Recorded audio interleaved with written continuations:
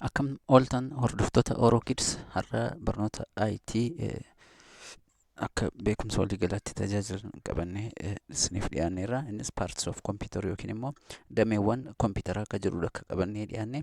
Dameewwan kompiitaraa akkamiitu jiru or dameewwan kompiitaraa maal fa'i akka jedhudha har'a kutaa kana keessatti bal'inaan kan waliin ilaallu. Baay'ee murteessaa fi wantoota salphoo isinitti fakkaatan isin hubachuu qabdanidha jechuudha. Bifa salphaa ta'een kan isiniif qophaa'edha. Amma iskiriina kanarratti kan argaa jirru wantoota meeshaalee kompiitaraa ta'an keessaa isaan muraasadha. As bukkeetti kan arginu fakkeenyaaf moonitariidha kan nuti jennu. Isin kanaan dura akka beektanitti kompiitara jettaniitu waamtu. Garuu kun moonitar jedhama qophaa isaatti. Wanti amma akka irra naannessee isin agarsiisaa jiru kun moonitariidha jennee kan waamnu. As bukkeetti kan argitan karaa gadii kan immoo inni kun immoo maal jedhama? Kiiboordii jedhama. Kiiboordiin maaliif nu tajaajila?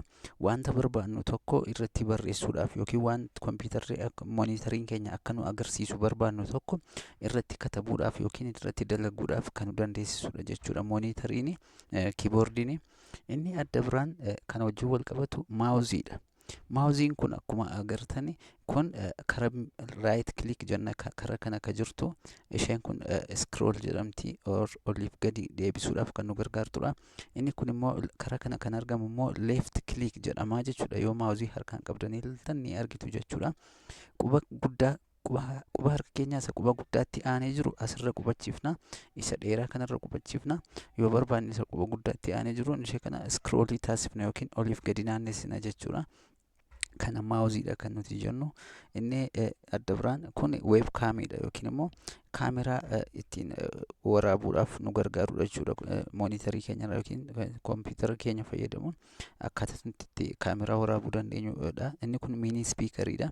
Spiikariiwwan bitaaf mirgaan keenya or bakka barbaanne keenya itti fayyadamuu dandeenyu. Kun immoo siistem yuunitiidha. Siistem yuunitii yookiin immoo kompiitarri kun moonitariin kun kiiboordiin kun hundi isaanii kan wal qunnamanii dalagan siistem yuunitii ka jennu kana yookiin maazarboord ka jennu kanaan wal qunnamaniiti kan isaan dalagaa nuuf raawwatanii jechuudha. Amma tokko isaanii gara ilaalutti darbina jechuudha gabaabinaani. Mee har'a isaan keessaa meeshaalee kompiitaraa keessaa kanneen output device jedhamanidha kan ilaallu jechuudha. Output devices of computer jedha. Output jechuun wantoota bakkeetti gara bakkeetti baasuuf kan nu tajaajilan. Wanta nuti barbaannu gara bakkeetti baasuuf kan nu tajaajilan jechuudha. Isaan kun eenyu fa'i maal gara bakkeetti baasu isa jiru bal'inaan kutaa kana keessatti ilaalla jechuudha yookiin paartii kana keessatti ilaalla.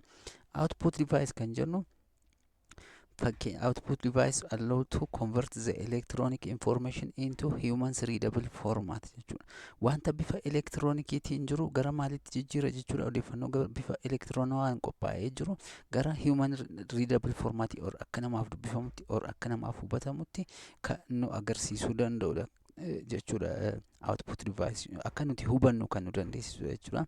This format may be formatii akkamiin nu dhageessisu or nu hubachiisu or nuuf kennuu danda'a jechuudha. Outputii kana bifa sagaleedhaan nuuf kennuu danda'a. Bifa visualiidhaan yookiin immoo arguudhaan akka nuti hubannu nu taasisuutii danda'a. Textual barreeffamaan nu baasuu danda'a. Or hard copy or paaperiidhaan nu baasuu danda'a. Such as printed document akka wantoota dokumentiiwwan print ta'anii ba'anittis argachuu dandeenya jechuudha. Kanneen kanaan maal jenneetu waamna? Output devices jenneetu waamna jechuudha yookiin divaayisiiwwan kompiitara keessaa gara bakkeetti ba'anii nu qunnamuu danda'an yookiin immoo gara bakkeetti baasuudhaaf nu tajaajilan jenneetu fudhanna jechuudha. Isaan kun eenyu fa'i ka jedhu bal'inaan ni ilaalla jechuudha. Amma asirratti akka argaa jirtan irratti garaagarummaa inputii fi output ka jedhutu jira. As bukkeetti har'a kan nuti bal'inaan irratti xiyyeeffannu output deviceidha. Output device yookiin kompiitara keenya keessaa bifa sagaleetiin, bifa viidiyootiin or bifa barreeffamaan nu baasa jenneerra. Inni tokko moonitariidha. Iskiriiniin moonitarii keenya yookiin kompiitarri yookiin moobaayilii isin irraa ilaaltan maal isinitti gochaa isinitti agarsiisaa jechuudha. Inni kun maal jedhama? Outputii waan sanaa argaa jirtu. Ba'iisaa yookiin outputii isaa argaa jirtu jechuudha. Inni adda biraan sagalee dhaggeeffataa jirtu. sagalee nama haasaa jiru kana dhaggeeffataa jirtu. Maaldha? Outputidha. Gara bakkeetti maal ta'aa jira sagaleen sun? Gara bakkeetti ba'aa jira. Or speakerii fayyadamtanii gara bakkeetti sagalee baasaa jirtu. Sunis speakeriin sun maaldha? Outputidha. Monitariin or laaptooppiin keenya or moobaayiliin keenya wanta inni achi nutti agarsiisu outputidha jechuudha. Wantichi outputidha jechuudha. Iskiriiniin sun. Piriintarii fayyadamuu dandeenya. Piriintarii fakkeenyaaf waraqaa tokko yookiin dookumentii tokko namni iddoo biraadhaa isin ergee piriint gochisiifattu mana piriintarii mana koppii deemtanii piriint ta'ee waraqaadhaan ba'ee isinii kennama. Wanti ittiin isinii ba'ee isinii kenname sun output device keessaa tokkodha yookiin wantoota akka gara bakkeetti piriint ta'ee ba'uuf tajaajilan keessaa output device keessatti nu tajaajila jechuudha piriintariin. Inni adda biraan piroojeekteriidha. Piroojeektarii baay'een keessan ni beektu girgiddaa irratti yookiin bakka waltajjii guddaa irratti iskiriinii carallaadhaan yookiin immoo balaqqeessa'uu ifa maashina xiqqoorraa ba'uun girgiddaa irratti suura guddisee or viidiyoo guddisee kan nu ilaalchisudha. Inni sunis maalla outputidha kan nuti jennu. Maal taasisaa waan jiruuf piroojeektarii sana keessaa baasee girgiddaa irratti guddisee nu agarsiisaa waan jiruuf out gochaa jira yookiin gara bakkeetti ba'ii taasisaa jira jechuudha waan isa keessa jiru. Kanaaf output deviceidha jechuudha piroojeektariin. Inni adda biraan nuti ilaallu heedfooniidha. Tarii amma heedfoonii fayyadamaa jirtu ta'a or waan sagalee isin dhageessu adda biraa fayyadamuu dandeessu. Garuu heedfoonii nama suura irratti argaa jirtan kun maalla kan inni gara bakkeetti ba'ii taasisu? Kan inni ba'ii taasisu sagaleedha. Or kan inni of keessaa baasu sagaleedha. Maal waan ta'eef jechuudha? Outputii waan ta'eef gara bakkeetti baasuuf ka qophaa'e waan ta'eef jechuudha. Warreen kanaan maal jenna? Output device jennaa jechuudha. Output device jenna. Warreen kun gara bakkeetti kanneen baasanidha waan ta'eef jechuudha. Inni adda biraan kutaa kana keessatti nuti waliin ilaallu output device warreen kana yoo jenne input device warra kamidha ka jedhu gabaabinaan kutaa kana keessatti ilaallee darbinu.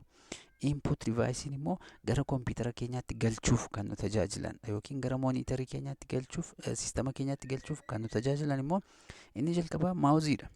Maawuzii kan amma kan olii gadi naannessaan jira. Maal taasisaan jira? Keessa galchaan jira. Ajaja itti kennaan jira jechuudha. Ajaja raawwachiisaan jira jechuudha. Adda biraa kiiboordii irratti Orokids Academy jedhee yoo barreesse maal gochaan jira? Inputii gochaan jira yookiin keessa galchaan jira jechuudha. Or barattoota kutaa akkanaa jedhee yoo barreessu maaliin taasisaa jira? Kiiboordii fayyadamuudhaan inputiin taasisaa jira yookiin keessa galchaa jira jechuudha. Inni adda biraan iskaaneriidha. Suura irratti akka argitan kana amma maatiin keessan or isinumti mataan keessan waraqaa eenyummaa keessanii mana suuraa deemtanii iskaanii naa godhi yoo jettan maal isinii godha? Eenyummaa keessan fuudheetu maashina kana jala galchaa. Maashinni kun maal godha? Waraqaa keessan gara soft koppiitti jijjiira yookiin moobaayilii keessanitti akkasiin dabarfattaniif yookiin namaaf akka ergitaniif karaa onlaayinii or karaa intarneetii akka ergitaniif haala mijeessa jechuudha. Isa waraqaa irra ture maal keessa galchee? Gara soft koppiitti jijjiiree jechuudha. Gara soft koppiitti jijjiiree jechuudha. Inni kun maal jedhama? Iskaanerii jedhama jechuudha. Keessatti fudhate waan ta'eef inni kunis gosa inputii keessaa isa adda biraadha jechuudha. Joystick. Joystickiin kun baay'een keessan beekuu dhiisuutii dandeessu. Joystick kan nuti jennu fakkeenyaaf geemingii warreen geemii taphatan baay'een isaanii maashina yookiin immoo divaayizii xiqqoo akka kanaa harka isaanii irratti qabachuun geemii ittiin taphatu. Yoo isaan asii tuqan kompiitarri keenya moonitariin ni tuqa waan tuqamaa jiru isaanitti ajaja kenna jechuudha. Karaa bitaaf karaa mirgaa yoo quba isaanii tuttuqan kompiitara irratti yookiin moonitarii irratti agarsiisa jechuudha. Inni kunis keessa galchaa jira ofitti fudhataa jira waan ta'eef input deviceidha kan nuti jennu jechuudha. Inni adda biraa nuti fayyadamnu webkaamiidha. Input devicein fakkeenyaaf kaameraa yoo fayyadamtan kaameraatiin of kaastan kaameraan sun maal ofitti gochaa jira? Suura keessan isa bakkeerra jiru gara keessaatti ofitti fudhataa jira. Webkaamiin or webkaameraa kan nuti jennus gosa input device keessaa tokkodha jechuudha. Warreen kun warreen gara keessaatti fudhatan yogguu ta'an warreen output jennu immoo gara bakkeetti warreen baasanidha jechuudha. Garaagarummaa isaanii maal akka ta'e bifa gabaabaadhaan hubattaniitu jedheen yaada. Warreen storage device jennu kun immoo storage device yookiin wantoota irratti daataa kuusnu yookiin fakkeenyaaf suura cidhaa ta'uu danda'a, suura birthday keessan ta'uu danda'a, suura kitaabota adda addaa mana barumsaatii fudhattan ta'uu danda'a. Maalirra kaawwachuu dandeessu? Flash drive akka kanarra maatiin keessan sinii kaa'uu danda'u.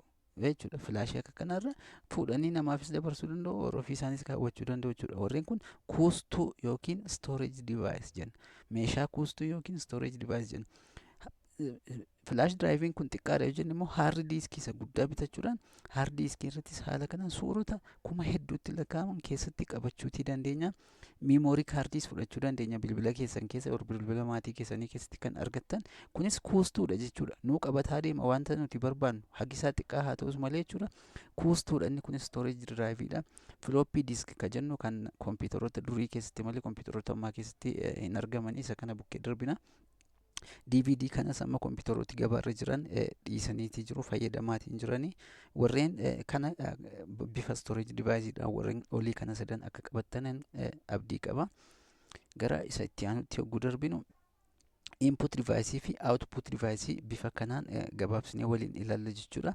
Input device yogguu jennu tokko keyboardidha. Keyboardiin maal gochuuf nu gargaara jennee jalqaba kutaa yeroo jalqaba maal isinitti hime barreeffama gara kompiitara keenyaatti galchuudhaaf nu gargaara. Keessatti akka fudhatu taasisuuf kan nu gargaarudha. Inni adda biraan maawuziidha. Maawuziin ajaja nuti itti kennu gara kompiitara keessatti galchuudhaaf nu gargaara. Gara keessatti galchaa deema jechuudha. Touchpad yookiin immoo quba keenyaan iskiriinii kana fayyadamne touchpad kan kompiitara irratti arginu jechuudha. Ishee karaa bitaaf karaa mirga right clickii fi left clickii fi kanarra quba keenya deddeebifnee jijjiirannu jechuudha kompiitara keenyarra. Touchpadiin kun illee maalidha jechuudha? Input deviceidha yookiin immoo wanta ajajame gara keessaatti akka galchuu taasisaa jechuudha yookiin galchuuf nu gargaara jechuudha. Warreen kun input device jennee yogguu ilaallu output device kanneen jennu jalqaba akkuma ilaalle moonitarii yookiin iskiriinii kompiitara keenyaa speakerii sagalee bakkeetti nu baasu isa inni kun immoo suuraan ijaan akka ilaallu kan nu dandeessisu waraqaa nuti keessa galchine print godhee kan nu baasu printerii warreen kun warreen output jennudha jechuudha. Haala kanaan inputii fi outputii garaagarummaa isaanii akka qabattan abdiin qaba. Asirratti bal'inaan meeshaawwan baay'eetu as bukkeetti jira. Inputii fi outputii garaagarummaa isaanii ni ilaalla jechuudha. Asitti keyboardiin inputiidha jenneerra. Webkaamii yookiin kaameraan suura nu kaasu ofitti fudhata waan ta'eef inputiidha. Iskaanariin yookiin waraqaa eenyummeessaa yookiin dookumentii barnoota keenyaa yoo dhaqne jala galchine maal godha gara soft koppiitti yookiin gara kompiitara keenyaatti galchuuf kan nu gargaaru. Inni kunis input device keessaa isa tokkodha. Barcode reader dabtara keessan karaa booddee isaa yoo ilaaltan dabtara keessan ammuma wanti sarara gurraacha ta'ee achi gadi sararamtee jalatti lakkoofsa qabdu jirti. Sana dubbisuuf kan nu gargaartudha barcode reader jechuun kuni. Barcodein kunis keessatti fudhata lakkoofsachirra yookiin sarara sana keessatti fudhata. Inni kunis gosa inputii keessaa isa tokkodha. Optical pen kan jennu kuni gosa kobbee manneen baankii yookiin immoo teelee keessatti kan argaman kobbee ittiin elektiroonikii ta'edha jechuudha. Ittiin barreessuuf kan nu gargaarudha. Elektiroonikii kan ta'edha. Joystick kan jennu kun geemii taphachuuf kan nu dandeessudha. Warreen kun hundi input deviceidha yookiin immoo gara keessatti kanneen fudhatanidha jennee gabaabinaan ibsuuti dandeenya jechuudha. Output device warreen jennu immoo heedfooniin output deviceidha yookiin sagalee achiin dhageessaa iskiriiniin kompiitara keenya akka nuti irraa dubbifnu nu gargaaru irraa ilaalu nu gargaarus output deviceidha. Printeriin nuti waraqaa barbaannu print gooneettiin gara bakkeetti baafnu waraqaa irratti barreeffama baafnu inni kunis output deviceidha. Plotter fakkeenyaaf hoteela Tolasaa, mana bunaa Caaltuu, kaaffee Singitan barreeffamooti jedhanii baanariidhaan barreeffaman jiru. Baanariin sun maal? Maashiniin suni output deviceidha jechuudha. Barreessee maal godheera barreeffama guddisee waraqaadhaan akka waraqaatti sun taane barreeffama taappeellaaf ta'u guddisee nu baaseera jechuudha. Inni kunis output device keessaas tokkodha. Laser printer yeroo faayinaalii qoramtan qormaatii keessanii tokko miti kan baay'atu. Al tokkoon 1,000 2,000tu baay'ata. Inni sana raawwatus output printer jedhama jechuudha. Output deviceidha inni kunis jechuudha. Speakerii yookiin speakerii montaarboo ta'uu danda'a, speakeriiwwan xixiqqoo ta'uu danda'a. Warreen kun hundi isaanii maalla output deviceidha jennee fudhachuuti dandeenya jechuudha. Haala kanaan gabaabinaan ibsuuti dandeenya jechuudha. Inni adda biraan nuti ilaallu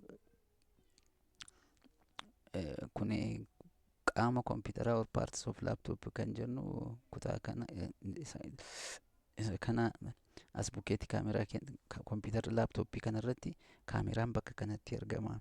Paawarii yookiin akka inni nuu banu yookiin cufu gochuun asitti argama. Kiiboordii kan nuti jennu as bukkeetti kan argamu. Miinii maawus kan jennu kalarii keelloo yookiin kalarii addaa ta'een gidduu kanatti argamti. Miinii maawus yookiin akkuma kana jijjiiruuf kan nu gargaaru jechuudha. Bees paanel kan jennu kanadha. Beezii kan jennu touch pad kan jennu kanadha. Kan kompiitara keenya irratti tuttuqaa adeemnu. USB ports yookiin bakka flash drive yookiin immoo maawusii isa keebilii bakka nuti itti galchinudha. Bakki kuni optical drive CD bakka nuti itti galchinu jechuudha. Optical drivein CD drive bakka isa ta'edha jechuudha. Charging port kara kompiitarri keenya chargii fudhatudha. Karri kuni screen bakki amma suura irratti argaa jirru kun immoo screenii kompiitara keenyadha. Kun immoo top panel yookiin irra keessa kompiitara keenya jechuutti dandeenya jechuudha. Inni adda biraan output device warruma jalqaba ilaalaa turre haala kanaan gabaabsinee ilaaluutti dandeenya jechuudha. Monitarii, multimedia projectorii, plottarii, microfilmsii, printersii jennee fudhachuutti dandeenya jechuudha. Inni xumuraa output deviceewwan haala kanaan ilaaluu dandeenya. Monitarii, printerii, speakerii, projectorii, plottarii yookiin maashinii maxxansaa, headphones warreen jennu hundi isaanii outputidha yookiin sagaleewwan kompiitara yookiin immoo waraqaawwan yookiin baanariiwwan gara bakkeetti baasuuf kan nu dandeessisan jechuudha. Warreen hanga ammaatti ilaalle kuni. Inni xumurratti kan nuti argannu examples of output device yookiin immoo fakkeenyawwan output device kanneen ta'ani CRT monitor gosa kompiitaraa isa dudduubisaa baay'ee gara booddeetti guddatudha. TFT monitor warra screen isaanii filaatti ta'ani. Laser printer yookiin kompiitara printerii baay'istuu jechuudha. Inject printerii kalariidhaan yookiin immoo bifuma nuti galchiinsa nu baasuu danda'u. Docs matrix printer kunis gosa printerii oldii ta'e. Speaker, plottarii yookiin maashinii maxxansaa, multimedia projector warreen jennuun kun hundi isaanii maalidha jechuudha. Gosoota output device yookiin immoo gara bakkeetti baasuuf nu gargaaran jechuudha. Kanneen keessa galchanis bal'inaan ilaalleeti jirra jechuudha. Kunneen gosoota paartii kompiitaraadha jechuudha. Parts of computer maal jennee bakka lamatti qonna input device and output device jennee bakka lamatti isaan qonna jechuudha. Kutaa isa itti aanu keessatti immoo hardweerii fi softweerii maal akka jedhu qabannee dhiyaanna waan ta'eef nu hordofuu keessan hin dagatina. Galatoomaa. Peejii keenya share, subscribe gochuudhaan hiriyoota keessan hin ga'a. Namni tokko yoo xiqqaate nama 2-3 beeksisuutii danda'uu qabdu. Galatoomaa.